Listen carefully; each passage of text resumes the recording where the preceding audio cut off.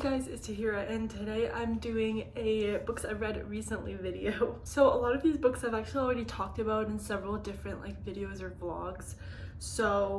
But I still have a few books that I read outside of that I still want to talk about and just touch briefly on the books that I've talked about a little bit before. But all videos that I mention and vlogs that I mention, I will be linking down below. So if you want to hear more reactions and thoughts to those books, you can definitely go see that over there. So I have 8 books that I'm going to be talking about, which I read over the course of about January to, I guess, now, end of February.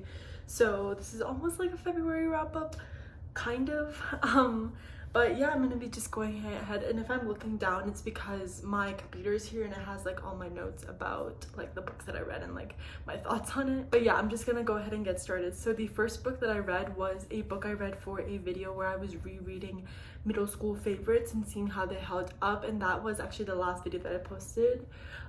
So I give this 2 stars, but basically you can see the vlog for more thoughts, but I will be talking about why I didn't like it. It was just a lot less world building and plot building than I was anticipating and than I remembered, because I read this book back in 2015 or something, or 2014, when I was in middle school or high school or something like that, and I gave this book 5 stars, but now I gave it 2 stars. I really did not like it. There's barely any world building in the beginning. So this book follows this princess named Leah, and she's being forced to marry this prince from another kingdom, and she doesn't want to, so she makes a plan with her maid servant girl, and they decide to run away together to somewhere far away so she doesn't have to marry this random guy. And then there is an assassin that's sent to kill her, and the prince that she's gonna marry is going after her as well. So these 2 guys are following her, and she's trying to make a new life for herself where she's not a royal, she's just a common person changing her identity.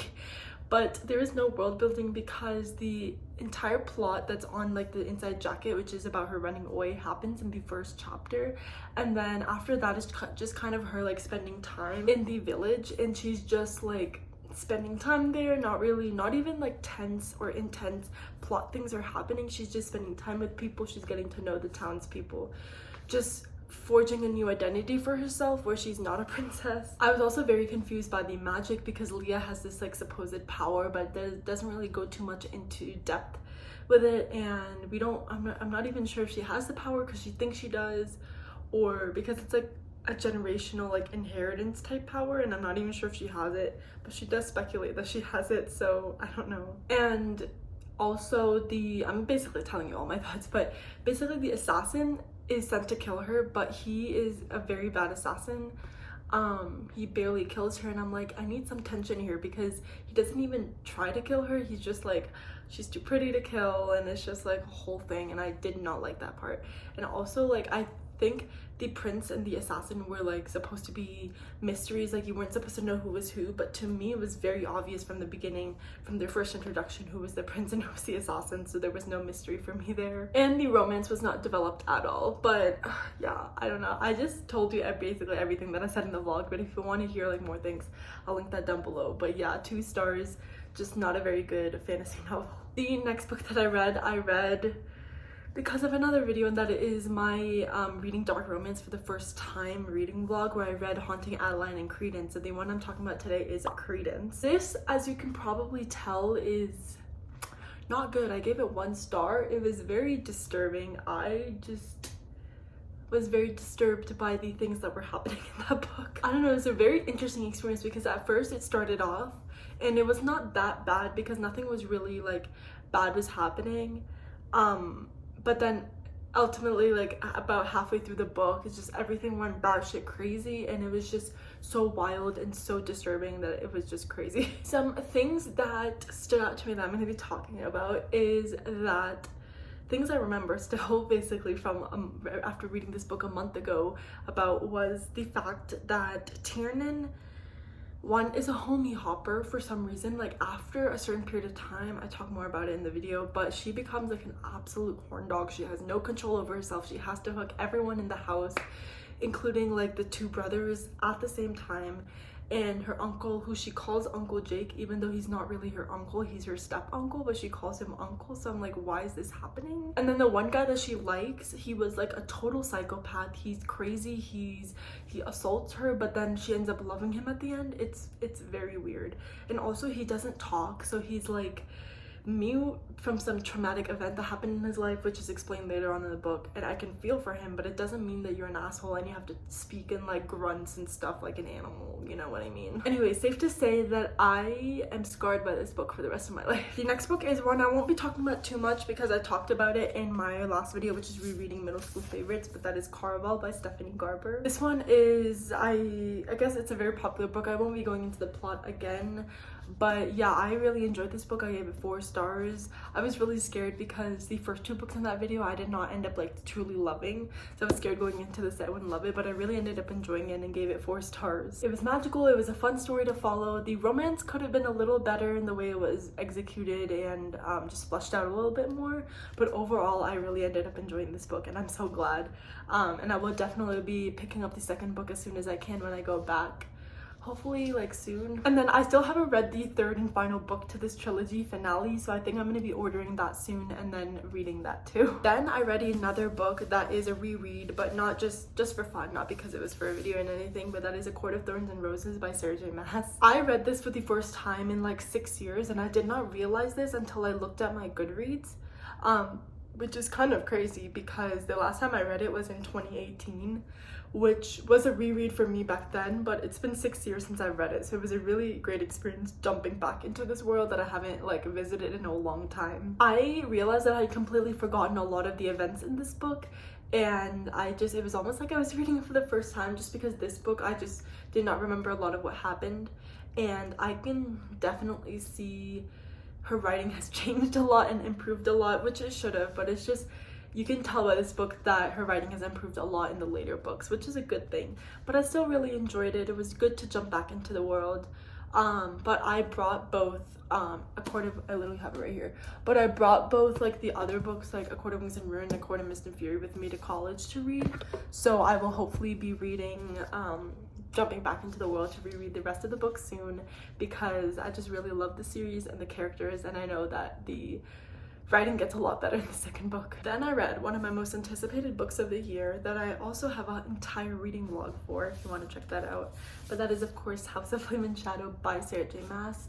This one is the 3rd and final book to the Crescent City trilogy, I guess, which I guess I didn't know it was a trilogy because the way I was reading the ending, I thought it would be not the end. I thought the next book would be the actual end of this trilogy story, but this one was the actual end of the story, which is why I was confused why the ending was like a happily ever after, because I was expecting something like traumatic and crazy to happen, but that wasn't the case.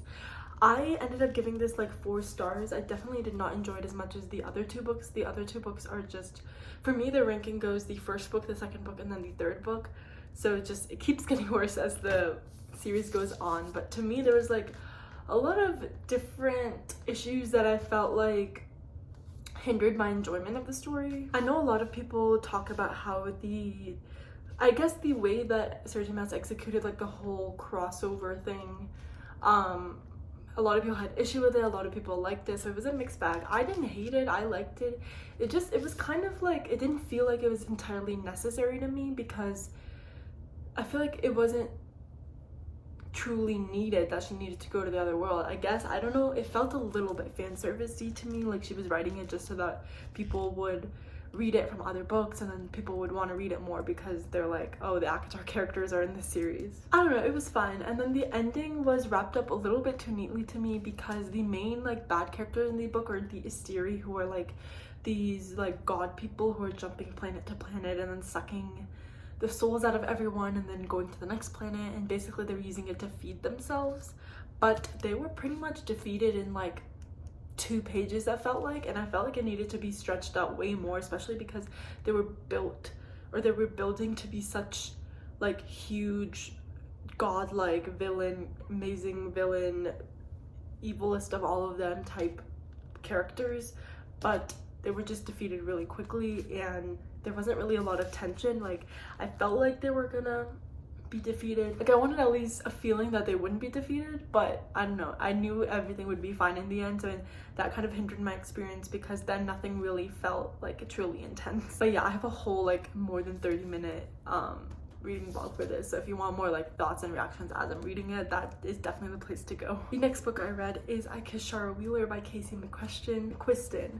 Actually, I don't know how to say the name, but this one follows a girl named, I literally forget everyone's names. As soon as I finish the book, they're like exit my head. Anyway, this one follows a girl named Chloe, and she is kissed by this girl named Shwheeler, and then Shwheeler like disappears. No one knows where she is, so she teams up with these two other guys, Smith and Rory, and they've all been kissed by her, and then they've all been like left notes and weird clues, and they're all like banding together to try to find where Shwheeler went and try to find her and bring her back. I would give this like 2.5 to 3 stars. I didn't love it. It was honestly, it was like, it's only a 350-page book, but it felt like it was dragging out to me for some reason. Like they were going on this chase to try to find Shwheeler, and she was leaving clues everywhere, but it just felt it was getting repetitive and boring, and it just wasn't interesting to me, like finding the clues, even though that's something I usually enjoy in books. And honestly, I thought the main character in Shwheeler herself was also pretty annoying. I didn't like them. I liked the side characters a lot more than the main character, so that also hindered my enjoyment of the book. And then they have these like random notes from the burn pile, I guess, because in this book in the end, like after graduation, they burn everything, and like they burned all their senior year stuff just to like commemorate the end and sort of signify that they're done with high school. But then they have these like random notes and stuff in the burn pile throughout the book that I didn't felt it added to the story. I just felt like it wasn't even related to the story, the point, like what was happening in the story. It was just random notes from people. I don't know, I didn't really understand the inclusion of that. So yeah, overall it was just kind of a meh story. I didn't love it. I didn't like the main characters. The premise was interesting, but I felt like it was dragged out, even though it's only 350 pages. But yeah, I just it could have been a little shorter, I think. But I think this is also YA, which is why I might not have liked it as much as the author's adult work. But yeah, I think I would definitely be sticking to their adult work. The next book that I read is The Housemade Secret by Frida McFadden. This one I gave like 3.5 stars. According to my notes, I gave it 3.25 stars, so that is my exact rating. This one is a sequel to The Housemaid, and it follows Millie as she is it's kind of a repetitive plot. She's found a new family that she needs to like care for, and she's trying to figure out what's going on. There's weird stuff going on because after the end of The Housemaid, she helps like the main character escape from like the stuff that's going on in their house. So she kind of becomes like a maid for hire type thing, where she goes to people's houses and she helps like these elite rich women escape their abusive husbands. So this is kind of like the same kind of plot where she's going to someone's house and she like sees weird stuff happening and she tries to save the woman of the house. So yeah, I definitely loved it. The first book I gave it 4 stars. I really enjoyed it, but this one was just a star down because obviously the plot was repetitive. It was almost the exact same structure where you have the first half being in Millie's perspective and then the second half being in the woman's perspective, like the woman of the house who's getting like abused or whatever. And it was the exact same thing from the first book. So yeah, it was fun to read, but it was like a repetitive plot and it was just kind of predictable, I guess, because of that. And there was a the main character's boyfriend, Brock, was also so unnecessary. I don't know why he was included. He was just being needy the entire time because Millie was distracted from trying to save this woman, and he was like, have dinner with me, move in with me, blah blah blah. And it was just so annoying. I don't know why he was included in the book. But yeah, will I read the last one that's coming out, I think later this year? Probably, just so I can finish out the story and see if there's anything like new and exciting the author brings to the table. But overall, just I wish it was diverged a little bit in plot and structure from the first one, but I still enjoyed it. And then the last book, I will not be talking about that much because that video has not come out yet, but that is The 7-Year Slip by Ashley Poston. This one is a story about this girl named Clementine, who is a book publicist, and she is coping with the loss of her aunt, who she was very close with. They used to spend a lot of time together, travel together, and then she inherits her aunt's apartment, and the apartment is magical. So one day she walks in and she meets this man, and she's like, where did you come from? Where did this man come from? And then this man actually is from 7 years ago, and she's like 7 years in the future for him, and he's 7 years in the past for her. So in this, they can only see each other in this apartment, but they start building a relationship. They start like loving each other, liking each other, all that. And she's also just trying to figure out like her own life and where she fits in and stuff. So yeah, it's about this like time hop, kind of time jump, time glitch kind of story where they both meet each other, but they're in like different times. I will not give my rating for this because I will keep that for the vlog, you know, so that you can have some sort of surprise. But yeah, I'm just gonna say I enjoyed this book and I enjoyed the plot and the premise, but you will find out more thoughts in that vlog, so you should definitely be looking out for that. Also, the premise of that video is reading like 2023 hyped books that I haven't read yet, just books that like were really popular last year that I never got to because I'm always late on the hype. But yeah, that should be out. I have no idea when that's gonna be out, to be honest. But yeah, those are all the 8 books that I read in the past like month and a half. I have been reading a lot more since this year. I don't know what happened, but I've just been more in a reading mood, and I've been reading so much more than I usually do. I think I'm just prioritizing reading more, because before I would prioritize like screen time more. I think I'm just trying to get out of that habit. And I have been on my video game as well, because if you've been here for a while, you know that in the semester I would always like leave and be MIA because I would just get busy with school / I didn't want to feel like filming because I wasn't reading a lot. But now I have been consistent, but I have been really enjoying like the consistency and just making videos because I really do enjoy it. But yeah, let me know down below if you've read any of these books, as of course I would love to know. But that is it for this video. Hope you enjoyed, and I'll see you next time. Bye.